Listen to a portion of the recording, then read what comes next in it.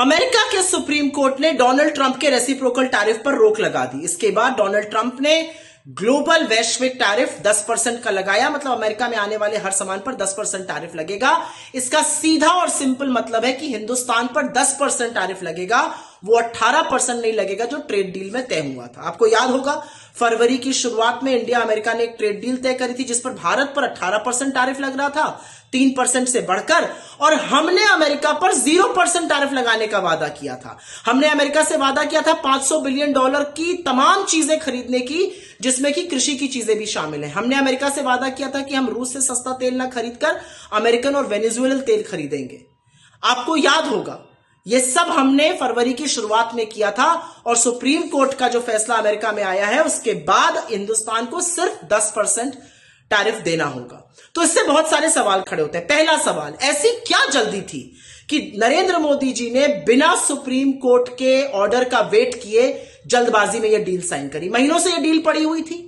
30 minute की call पर इतना आत्मसमर्पण करके इसको साइन करने की क्या जरूरत थी? हमने अमेरिका की चीजों पर 0% टैरिफ लगाना क्यों माना? हमने क्यों यह वादा किया कि हम $500 बिलियन का सामान अमेरिका से खरीदेंगे, जिससे कि हमारा ट्रेड सरप्लस, हमारा ट्रेड डेफिसिट बढ़ जाएगा, हमारे उद्योग तबाह हो जाएंगे? हमने क्यों यह माना कि हम रूस से सस्ता तेल ना खरीद के अमेरिका से खरीदेंगे, अपनी एनर्जी सिक्योरिटी को कॉम्प्रोमाइज किया? हमने क्यों अपना पूरा का पूरा डेटा थाली में लगाकर अमेरिका को सौंपने का वादा किया?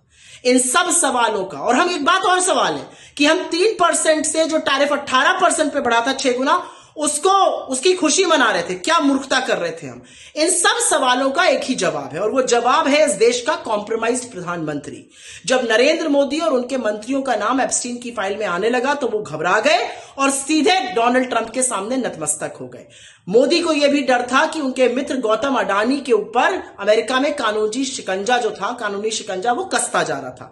इससे मोदी भयभीत थे, और इसलिए उन्होंने अमेरिका के सामने भारत के किसानों के, भारत के भविष्य की, भारत की एनर्जी की, भारत के डेटा, आर्टिफिशियल इंटेलिजेंस, सबकी बलि चढ़ाकर एक ऐसी ट्रेड डील करी जो भारत के लिए हानिकारक है।